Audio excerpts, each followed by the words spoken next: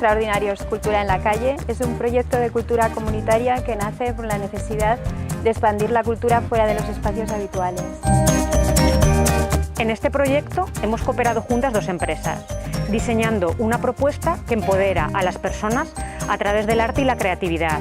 Lo hemos codiseñado juntas, lo hemos realizado juntas, hemos estado en todas las actividades y ha sido una experiencia muy satisfactoria para ambas.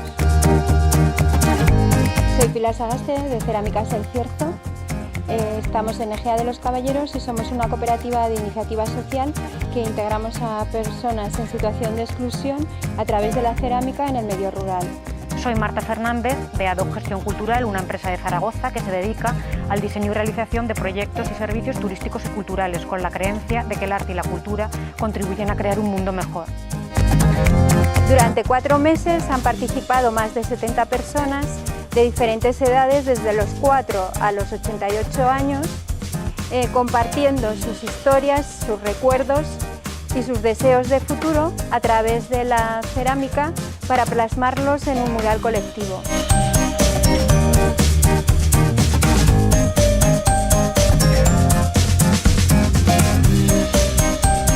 Consideramos que nuestro proyecto tiene un gran valor, porque hemos sido capaces de conseguir reforzar la identidad de las personas que viven en los barrios rurales de Zaragoza, a la vez que hemos potenciado la creatividad y el talento local. Estamos muy orgullosas del trabajo que hemos realizado juntas.